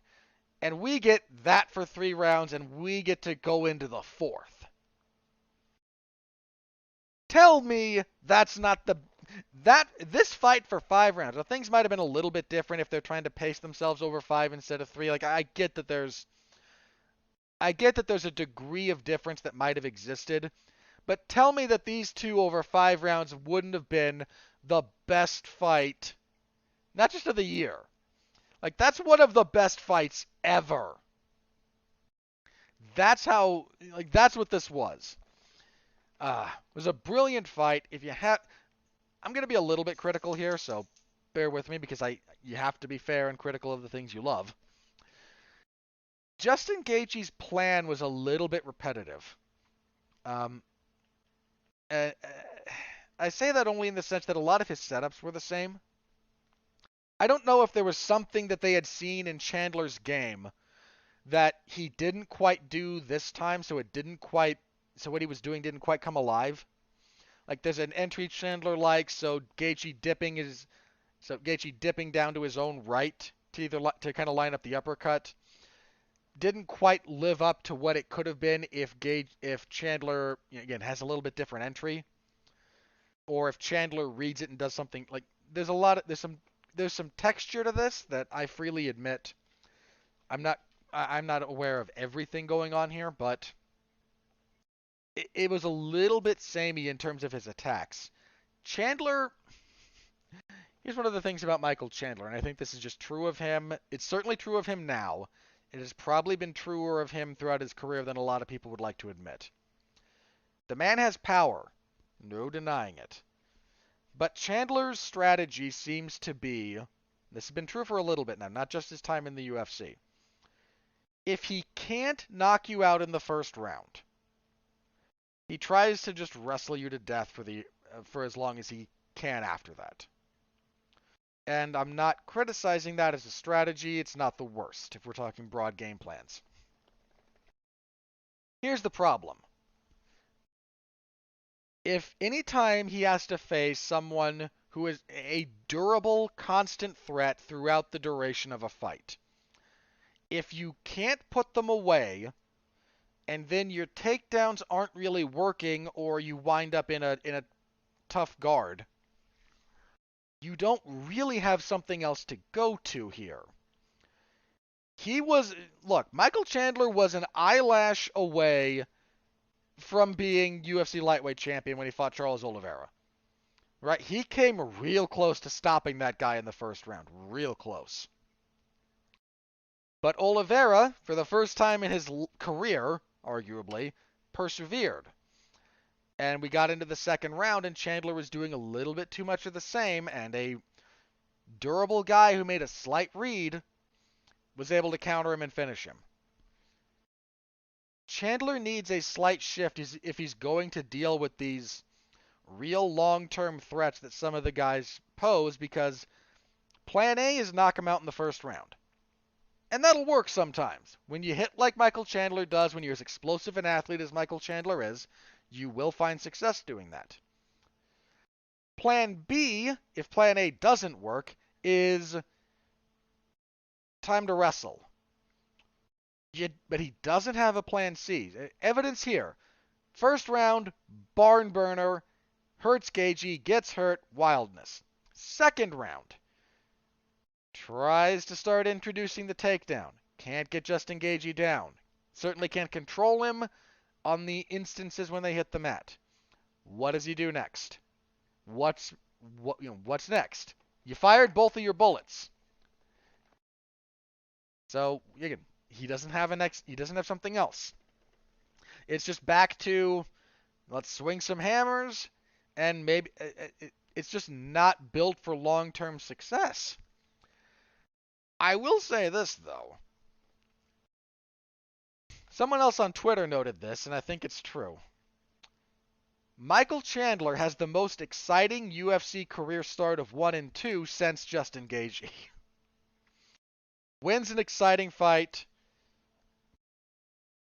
loses a competitive back and forth fight loses a competitive fight in his second fight, then loses pretty badly in the third. In Gaethje's case, that was knock out Michael Johnson, have a war with Eddie Alvarez but lose. But make a very good account of yourself. Fight Dustin Poirier and lose. And I think the Poirier loss was a little bit. Gaethje got real close to, was very much in that Poirier fight. I think I had him up before he got stopped. And I think that kind of clued him into what he needed to change. Now, Chandler at this point is not where Gaethje was physically or age-wise at that point. I don't know what kind of tweaks Chandler might be able to do. But Michael Chandler is must-see TV. There's no two ways around that. Gaethje, after this fight, said he wanted a title shot.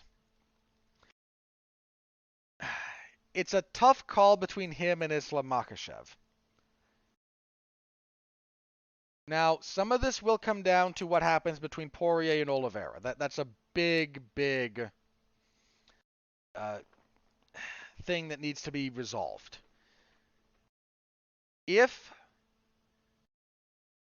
I say that for the following reason. If Dustin Poirier wins, which is a big if, I tend to like his chances, though, for whatever that's worth. If he wins, and if there's no weirdness that might propel an immediate rematch, I'm just going to throw this out there, and you all can make of it what you will, but we know the UFC does a bit of this.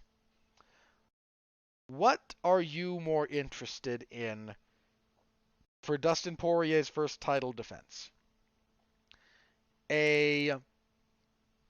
Potentially a rehash of Poirier versus Khabib, or a straight-up rematch between Justin Gaethje and Dustin Poirier, with Gaethje being his tweaked, with Gaethje's game having been tweaked since the Poirier loss. Which of those two fights do you think appeals to the average fight fan more? Now, I'm a believer in Islam Makhachev. I tend to think he will be champion, believe it or not. But I think and look, here's the flip side of this. I think if Charles Oliveira wins, I think they might at that point do Makhachev. Instead of Gaethje. I'm not sure about that, but that's kind of my inkling. If Poirier wins, I think they'll do Poirier Gaethje 2 this time for the belt. Because, and look, in no small part, because watch their first fight. Tell me you don't want to see the slightly reformed Justin Gaethje take on Dustin Poirier for the title. You can't tell me you don't want to see that. You can't. So, there's still a little bit to be determined, and look, somebody's going to get their heart broken, whether it's Islam or Gaethje remains to be seen. So, it's not, and again, it's not like there's not a case for Makhachev. He just ran over Dan Hooker. But if we get the chance to run back Gaethje and Poirier for the belt, I tend to think that's where the chips might fall a little bit more. Just a hunch. I might be very, very wrong. And we might get something else entirely. Who knows? The sport's crazy, but that's my hunch. So, that was your main card. Not a loser among those fights. Fight of the year candidate between Gaethje and Chandler. Great fight between Burgos and Quarantillo. Vera gets a front kick knockout. Namajunas and Zhang have a pretty good 5-round fight. Usman and Covington have a decent fight. Wasn't a barn burner, but not a bad fight. Really good pay-per-view. As for the prelims, Alex Pereira defeated Andreas Michailidis via TKO, flying knee and punches 18 seconds into the second round. Alex Pereira is here because he knocked out Israel Adesanya in kickboxing. He beat him twice. One was a split decision that I don't agree with, and I've seen the fight. I looked it up. I mean, the rematch, Izzy was winning the rematch, and then, look, you got knocked out. There's no ambiguity there. I don't know how high Pereira's ceiling might be, but he does not have time to screw around. And I think look, Michailidis had some decent success. Michailidis. It was Michailidis. I forget. My apologies if I'm mispronouncing that gentleman's name. No, Michailidis, I think. Something weird. I apologize again. I'm screwing it up. I know I am. He had some decent success clinching Pereira and getting him down. Now, to Pereira's credit, showed a decent aptitude at wall walking. So, want to give him credit. He's aware of this as a thing he has to deal with. But anybody who's a better wrestler than Michailidis, and there's a lot of them, I think he's going to have some real problems. He's obviously got power. He's obviously a very good kickboxer. He was a 2-weight world champion in Glory. But I think he's going to have a hard time at middleweight. Unless the UFC match makes him very favorably, which they might. Let's not pretend that preferential treatment doesn't exist in the UFC. It does. I don't know what his ceiling's going to be, but it was a good knockout. It's a real good knockout. Speaking of good knockouts, at lightweight, Bobby Green beat the crap out of Al Iaquinta, TKOing him 2:25 of the first. As my dog stares at me, desperate for food, but not knowing that our clocks got set back an hour. You're going to have to wait. I'm sorry. but you must wait. Bobby Green looked good here, man. He was smooth. Slipping and countering, doing a little bit of stance switching. Really nice finish. Really, really good performance from Bobby Green here. He looked good. At middleweight, Chris Curtis defeated Phil Haas via knockout punches, 4:27 of the first. Of the first. Haas looked pretty good. He was landing really good punches, had some decent combination work going. Curtis was struggling to find the target, and then they were opposite stances. Curtis was southpaw. Haas had kind of reached for the legs a time or two, just either to fake or just maybe to close distance or just as something to do.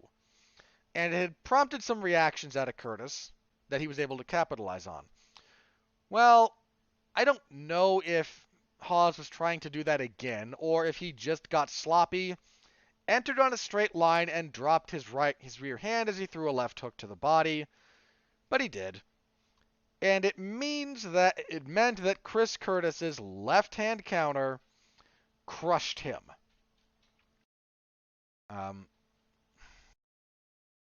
And Haas immediately just hit, wobbles, falls. They were done. They were very, very done. I can't say it was a great performance from Curtis, but he kept his head, especially as he was getting kind of chewed up. And keeping your head, even in the face of that kind of adversity, is something that deserves to be acknowledged. And he found a good counter shot. You can slip only once. You slip up one time, and combat sports in general are brutally unforgiving. So, a good finish from Curtis, even if the performance itself was a little bit overmatched in a lot of ways by Phil Haas. Middleweight. Got to talk about this one a little bit more than some of the others. Nasruddin Imavov defeats Edmen Shahbazyan via TKO, elbows from the mounted crucifix. 4:42 of the first. Let me start with this. This was a good performance out of Imavov. He dealt with the striking well, had good pressure. Got a takedown or two, I think, in the first round. Or tried. Shahbazyan had clearly worked on his takedown defense. Apparently, he had spent some time at AKA and really worked on his wrestling after that hole had been exploited in his last couple of fights. So, kudos for acknowledging that particular deficiency and trying to work on it. He was much better about staying upright this time. He still got taken down. That still ultimately led to the finish when it came about, but I do want to give him credit for realizing the problem there. Here's the real problem. And I'm going to talk about this again a little bit later when I talk about Melsik Bagdasaryan. I can tell you how this story is going to go for Melsik Bagdasaryan because I can tell you how it's going to go for Edmen Shahbazyan because I know what happens to fighters who spend a lot of time at the Glendale Fight Club under Coach Edmond Tarverdian. He attracts some people who have a lot of natural fighting ability, which Shahbazyan has. He has good power. He has pretty good instincts about what to do on the feet. There is a lot of potential within Edmen Shahbazyan. I think that's very, very clear. Here's the problem. Anytime one of these fighters from the Glendale Fight Club gets figured out, that problem stays solved. Derek Brunson wrestled him to death. And look what happened to him after that. Jack Hermanson pushed him back, took him off the offense, pushed him back, extended him long, and wrestled him to death. Imavov put him on the back foot striking-wise. Found some decent success there, clinched him a lot, made him work, wore him down, got him down, took more effort this time. Shahbazyan deserves credit for making it more difficult, but gets taken down, gets put in the mounted crucifix, and gets elbowed into the ground. this is going to happen to him again and again and again because Edmond Tarverdyan cannot change and tweak you as a fighter. If you've got this kind of problem, he can't fix it. This has happened to every one of his previous pupils. Any of them that made it to the UFC, you can follow the same trajectory. Their natural ability carries them far. Pretty darn far in some cases. Ronda Rousey became a champion and had multiple title defenses. But what happened the first time somebody figured her out? One, she kind of cracked mentally under the pressure, came back later, got smoked again, and went off to wrestle. Which she has now stopped to raise a family and farm, and God bless her.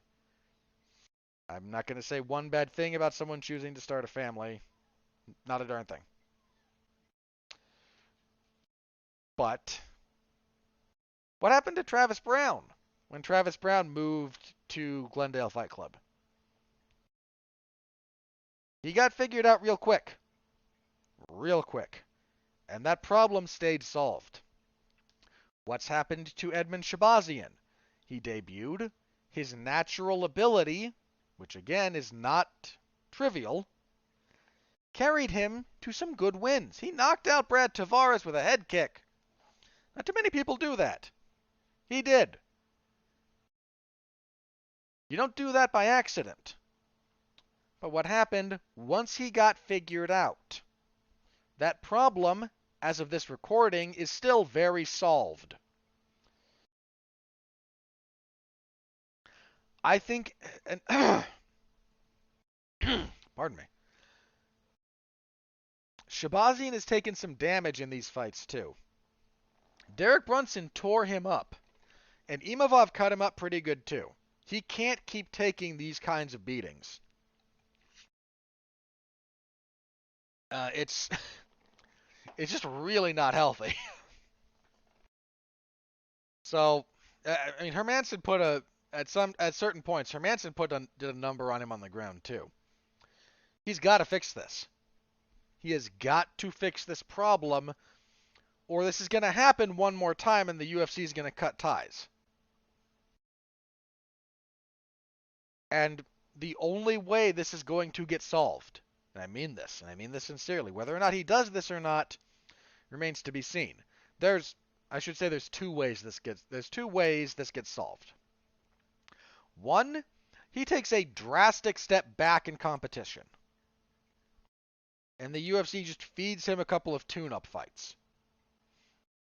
Which I'm not saying that's impossible, but that is highly unlikely. The other option is he changes camps. Because and that's still going to take some time to bear fruit. Changing camps is not like flipping a light switch. You've got to get to know your new coaches. They've got to figure out what they're working with in terms of who you are. They've got to rebuild certain habits. They've got to figure out what they can change and what they cannot change. Like, that's still a process. But we know where this story goes if he stays with the Glendale Fight Club. We know where this goes. There's no ambiguity here. What he chooses to do with this knowledge, I don't know. But he should be able to look at history, and if you do not learn from history, you will repeat it. This is essentially a truism of the human condition. So, good win for Imavov. Imavov fights out of the same camp that Cyril Gane does under Fernand Lopez. And he might be another one. I can't say contender even necessarily, but you pay attention to that guy. He's good. Side note about Cyril Gane, who was I bring this up because he was cornering Imavov, and I saw him. Cyril Gane, when he's not in fight camp, is a massive man. Like, look, on fight night he's 6'4", 240, right? Like, he's not a small person by any reasonable standard. I mean, look, if you throw him next to a bunch of NBA players, okay, he's tiny. Nickname tiny, not like, okay, NBA. There's some NBA players that are enormous human beings, but I guarantee you the following after seeing Cyril Gane here. Part of what he does in camp is lose weight. Now, I don't mean cut weight in the sense that he has to get under 265. I don't think that's true. But I would guarantee that part of the way his fight camp is structured is him losing at least 10 to 15 pounds. Like, that guy, very clearly, his performance weight is not necessarily what he walks around at, which is, and to be clear, that doesn't mean that's anything drastic that's happening. It doesn't mean he's out of the gym now and is ballooned up. We'll get to Walrus Boy in a minute or two. But he clearly, I think, loses weight during fight camp in order to maximize what he does in the cage. And he's a big guy. That just really struck me this time for some reason. Like, I think if you put him as he is now, like next to Francis Ngannou, they probably weigh about the same. And part of what he does when he goes into camp is slims down to maximize his speed and help his cardio out. I'm really excited for Cyril Gane and Francis Ngannou. I don't know why I am. I mean, I shouldn't say that. I kind of know why I am, but I'm so used to being, you know, ambivalent at best towards heavyweight fights that being a little bit excited for one is a new feeling. As for the earlier prelims, Ian Gary defeated Jordan Williams via knockout punches, 4:59 of the first. He was getting lit up. Gary was getting lit up a little bit by Jordan Williams. He struggled. He didn't move his head much. He was getting hit. Then Gary was orthodox. Williams was southpaw, and Williams just overextended on a left. Gary just hit a classic pull counter too. Slipped back and a little bit to his own right.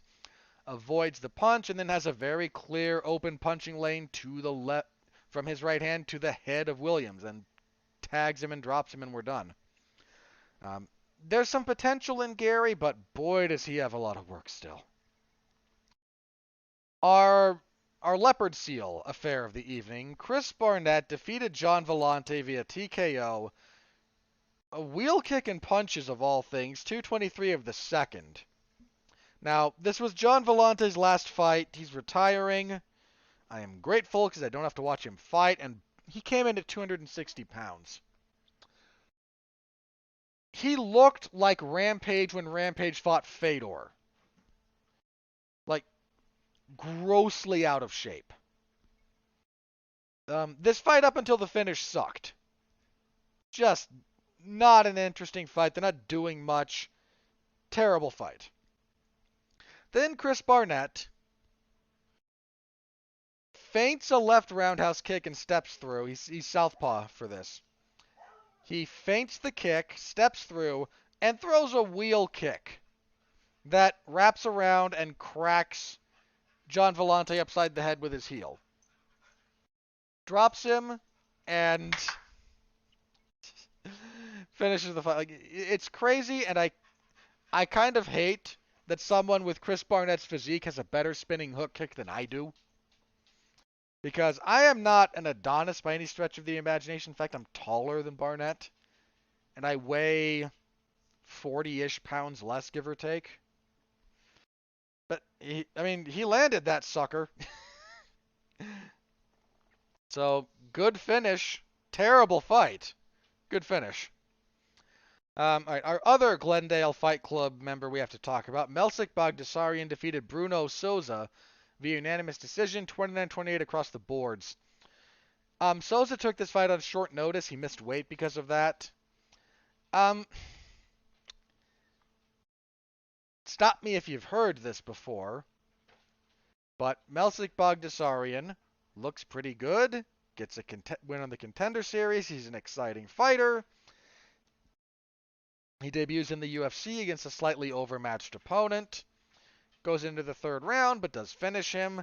Has a second fight in the UFC where he struggles a bit more, but still ultimately gets the win. You want to know what's going to happen to him next?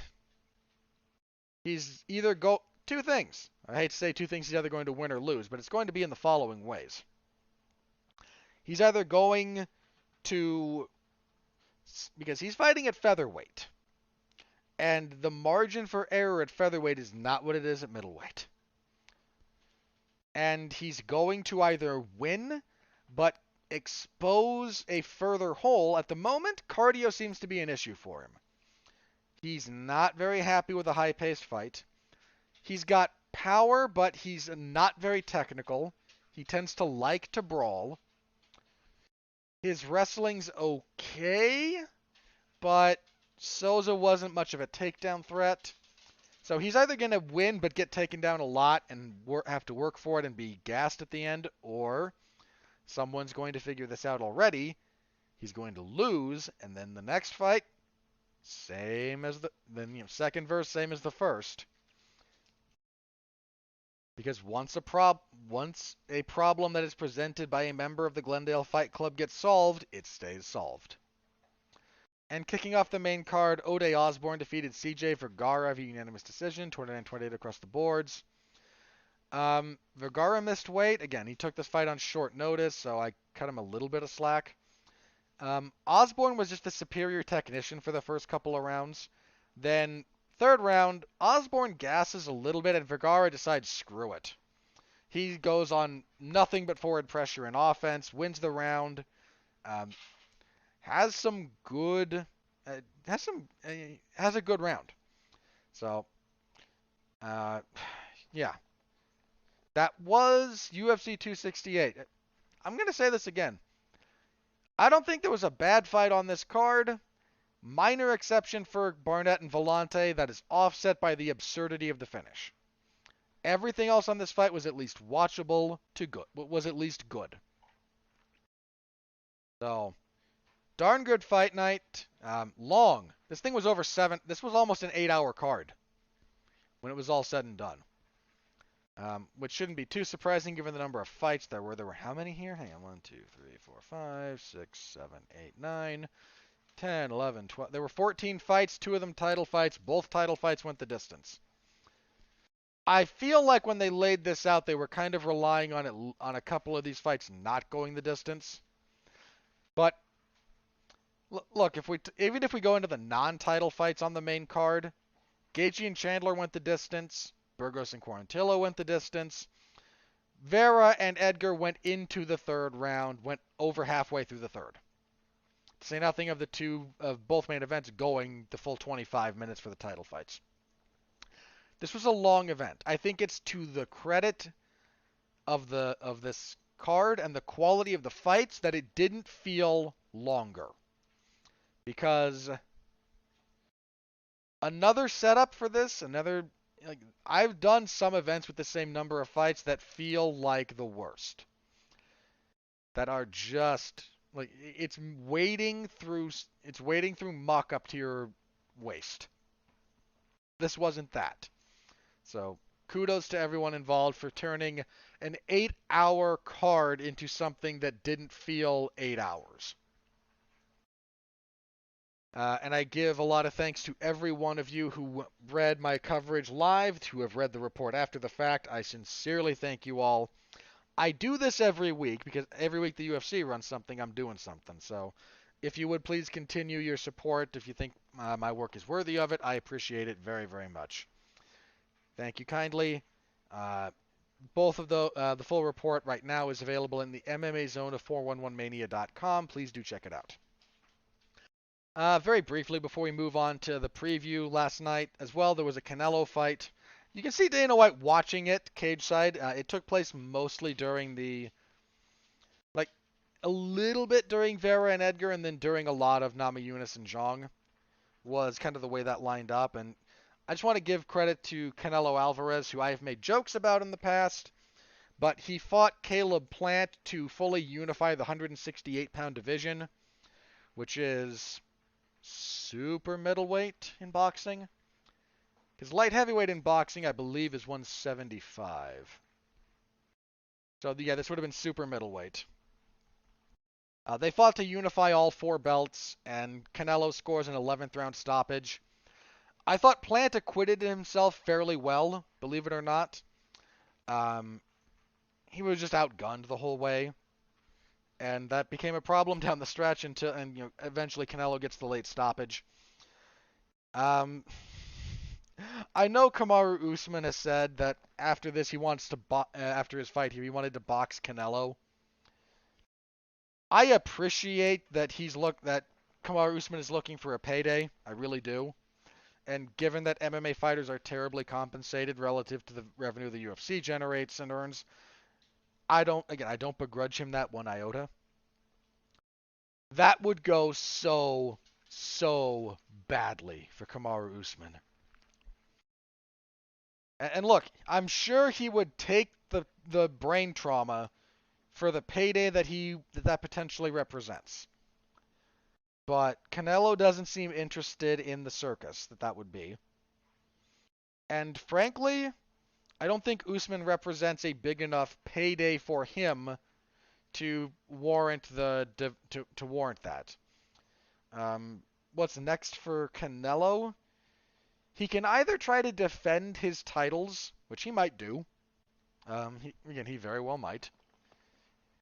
I think he's looking at 175, and I think, I don't know, but I think Canelo Alvarez and Artur Beterbiev is something that's on the horizon.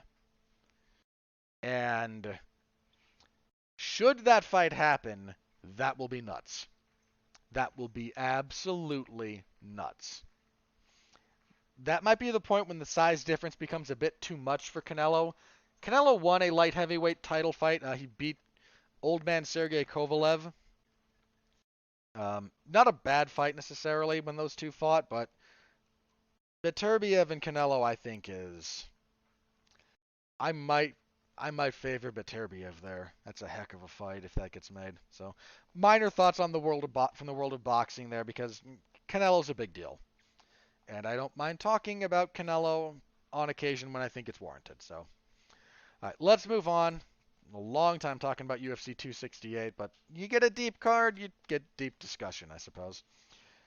To the extent that this is deep. UFC on ESPN Plus 55. Headlined, this will not take as long as the rest of this podcast, I promise.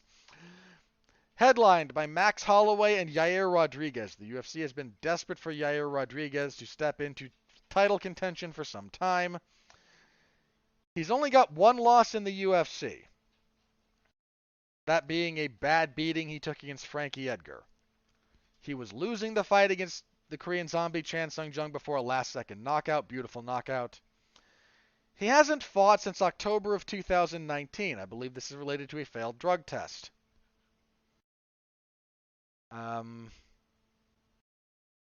Yeah, he was suspended for a drug test at one point. He was supposed to fight Max Holloway earlier this year. There was a minor injury. I think it was to Max. Seems to be okay now. Look, I've said this before, I'll say it again. I need a compelling reason if I'm going to pick against Max Holloway. And Yair Rodriguez, he kicks hard. I give him that. He is game. That man will fight. He absolutely will fight for the full duration. Max Holloway is not going to out-wrestle him like Frankie Edgar did. That's not Max Holloway's game. But Yair Rodriguez has a gas tank problem. He will gut through it. But it's a problem. And it's been a problem for a while. Of all the areas to have a weakness like this. Look, if you were to fight Max Holloway, if there's anything that you absolutely cannot have, it is a weakness in cardio. You can have deficient striking. You'll still lose. But maybe if you're an overwhelming wrestler, And maybe if you're just, really tough, then okay, you can get through it. Maybe if you're a really good striker, you can hang with him for a while. Jose Aldo hung with him, but you cannot fade against Max Holloway. Because Max Holloway not only doesn't fade, Max Holloway increases the pace as the fight goes on. It's insane. There's not many people who do what he does. I think Petr Yan kind of does it. But there's not many people who start out a little bit slower and build and build and build and build. And arguably the fifth round is their strongest. There's not many of those guys. They exist, there's just not a lot of them. Most people start out high and then drop. Some people have a good middle pace that they can maintain forever. Some people do either the U or the hill, where if you do the U, you start high, drop off, and then rebound, and end a little bit stronger. The hill is kind of the opposite. You start slow, build to a middle point, and then drop off again. Max Holloway is like a rocket. And Petr Yan's kind of the same way. Again, you can find a few of these guys. They start slower. Some of this is by design for their style. And to say Max Holloway starts slower is only relative to what he does in later rounds. Not to say that he starts slow relative to how you or I would start in a 5-minute round. No.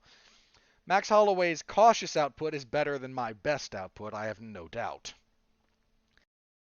But he just gets better. He just gets better.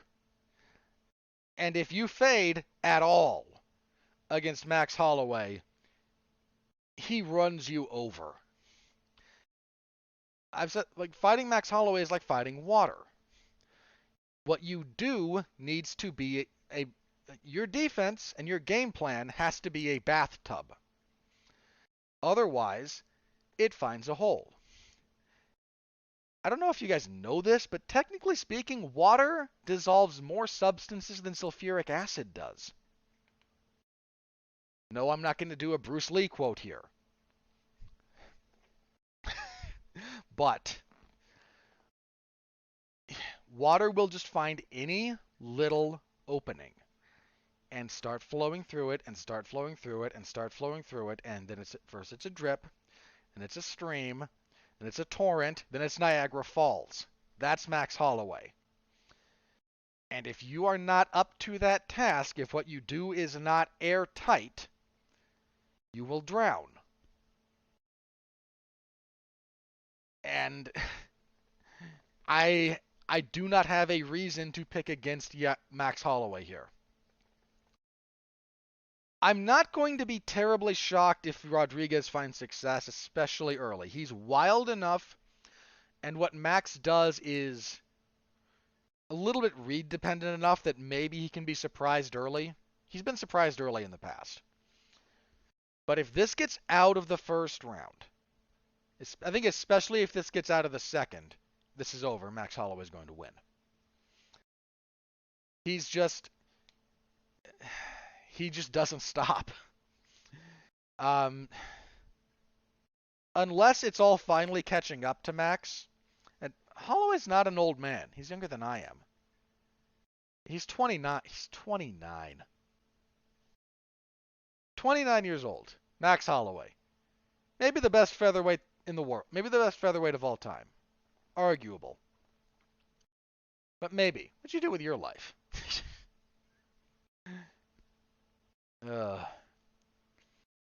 But, again, the slight counterpoint to that is years and miles. Max debuted in 2010. So he's been fighting for 11 years. It's a long time. Now, he is coming off of a brilliant performance at the start of the year. What he did to Calvin Kattar, man. That was a historic beating. And I don't say that lightly. We're talking about a guy who's only lost his at featherweight since he lost to Conor McGregor in 2013. So since the year 2014 started, he has lost to exactly one man at featherweight, and that's Alexander Volkanovski. And there's a real argument he won the second Volkanovski fight. I didn't score it for him, but I acknowledge the argument exists. Other than that, he's beaten everybody. I mean, I could run off the list. It's a mile. I guess as long as your arm. He TKO'd Will Chope. He choked out Andre Fili. He TKO'd Clay Collard. He knocked out Akira Corisani. He beat up Cole Miller. Beat up and choked out Cub Swanson. Stopped current lightweight champion Charles Oliveira. Stopped him in the first round. Granted, neck injury. But if those two had a rematch at lightweight, ooh, buddy, that'd be a great fight. Beats Jeremy Stevens. Beats Ricardo Lamas. TKO's Anthony Pettis. TKO's Jose Aldo in back-to-back fights. Beats the crap out of Brian Ortega, and then featherweight. Beats Frankie Edgar via unanimous decision. Not a close fight. Loses to Volkanovski twice, and then puts a historic beating on Calvin Kattar. Like, that man. Max Holloway is... He is amazing. He really is. It's a testament to his ability and to just how darn good Alexander Volkanovski is that he beat that guy twice. And tragically, perhaps, might have to do it a third time. If Holloway wins here, I mean, you kind of have to, right? I hate that. Only in the following sense, Volkanovski beat that guy twice back to back. Again, I will grant you that the second fight was close. It was very close. But if you beat somebody twice, especially if you do it consecutively, to then be made to do it a third time, that just kind of sucks.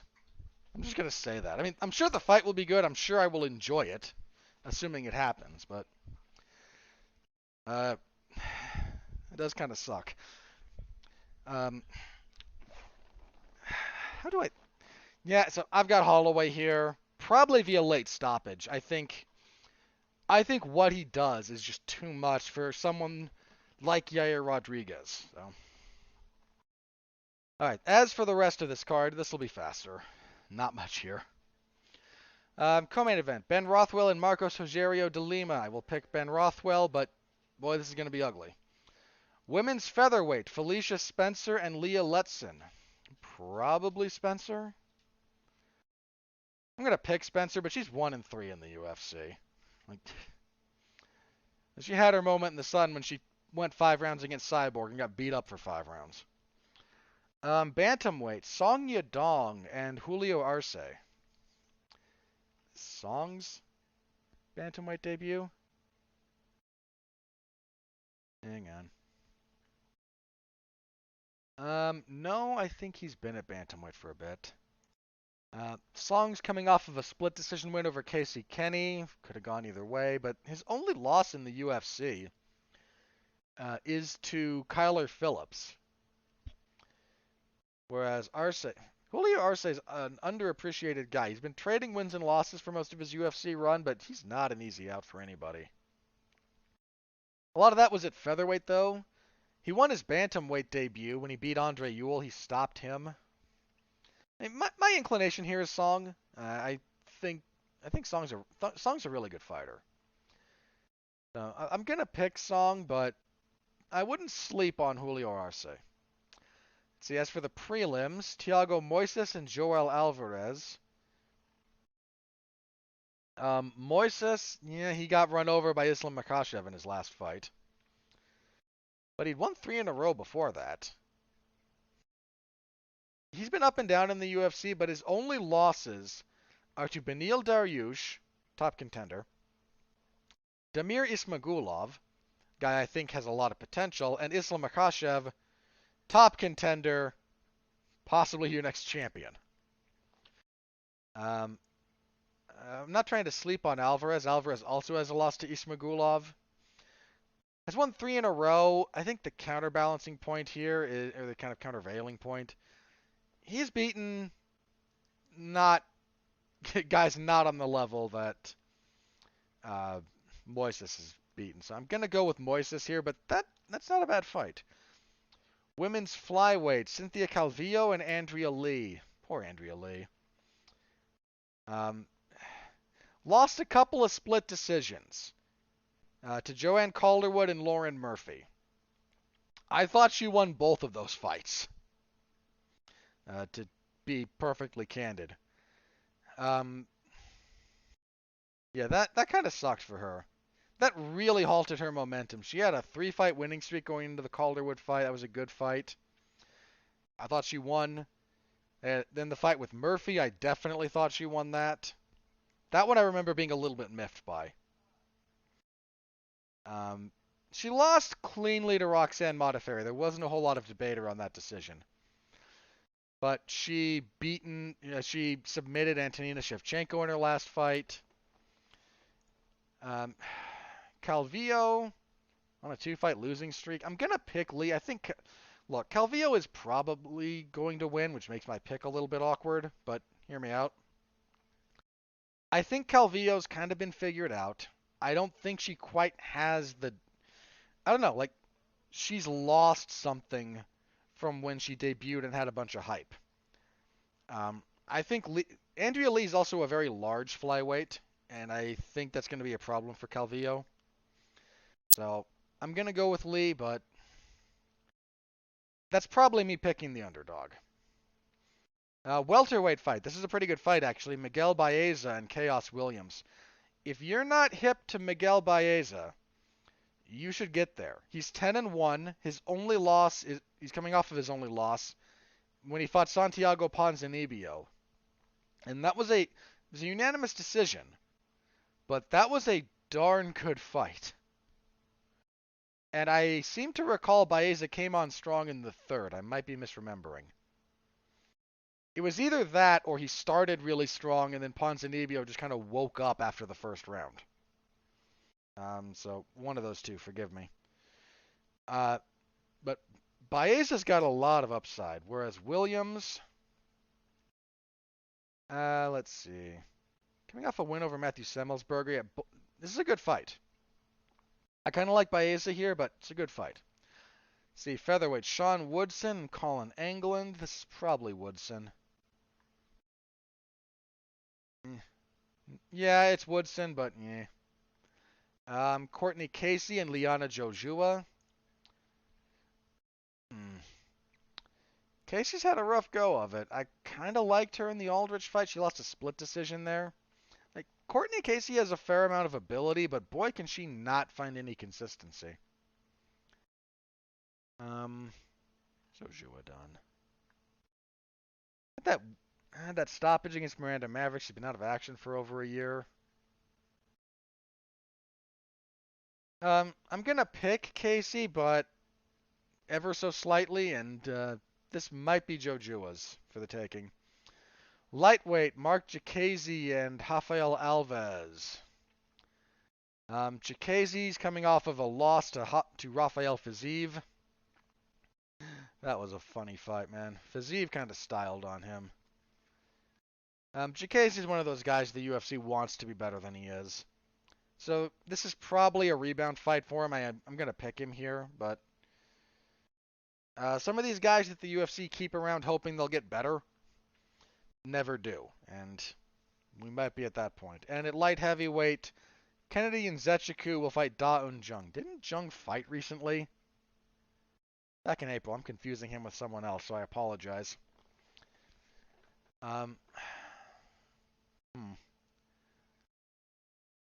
Nzechukwu seems to have found a bit of himself. He's on a 3-fight winning streak.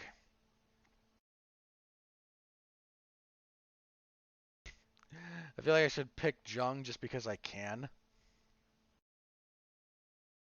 Jung's never lost in the UFC either.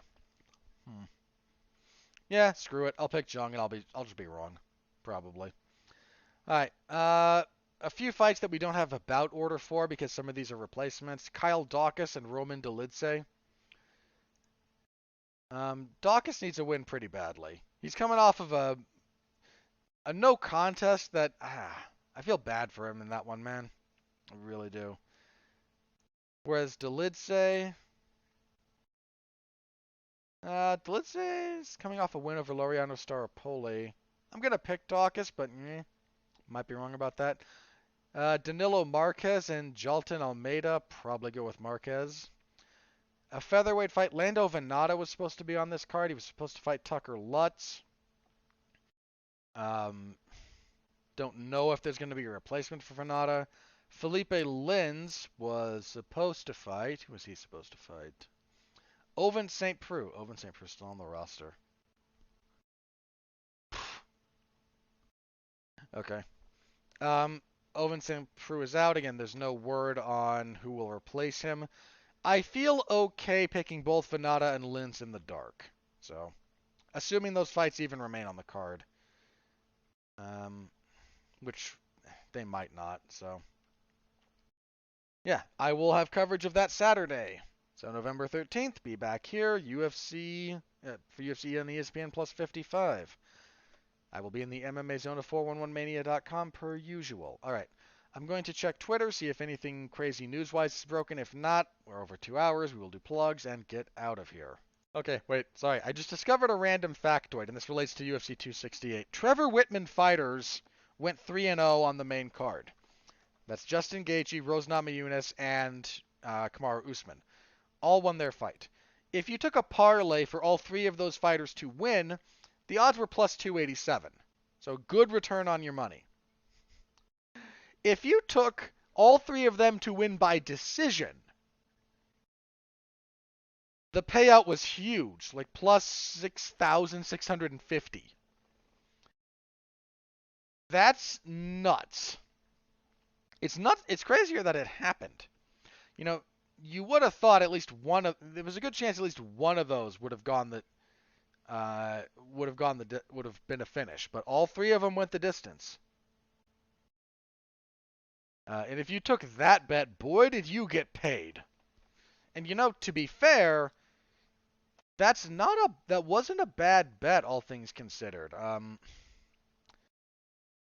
Gaethje and Chandler was probably the least likely of those to go the distance, but I think if that got out of the first round, it was probably going to go all three. So if you took that bet, man, you cashed a big check, and I salute any of you who chose to do so. Just needs to be said there. All right, nothing new, so plugs. Let's see. Last week I did a couple of things. There was a Damn You Hollywood for... Oh, crud, what was it? Paranormal Activity, Next of Kin, and one for Last Night in Soho. So if you're interested in that, please look up Damn You Hollywood on your preferred podcasting platform. You can find those. I was also part of a triple feature that Mark Radulich and I did. Not completely impromptu, but a little bit out of our traditional wheelhouse of podcasting. We did a triple feature for a bunch of Oscar nominees and winners from last year. We did Nomadland, Mank, and The Father. So if you want our thoughts on higher class cinema, such as it exists, give that a listen. We had a lot of fun with that one. This week, Damn You Hollywood on Tuesday for The Eternals, the latest Marvel movie that is dividing fans, critics, and everyone alike. So tune in. We're going to have a 4-person panel. Myself, Mark Radulich, Alexis Haina, and David Wright. We're going to talk that movie. Should be interesting. We seem to it's gonna cause some discussion. Do I have anything else? Oh, Friday I took part in a Star Trek retrospective along with David Wright for the Kelvin years. That's the most recent reboot saga that they've been putting out, and that's finally going to hit the airwaves.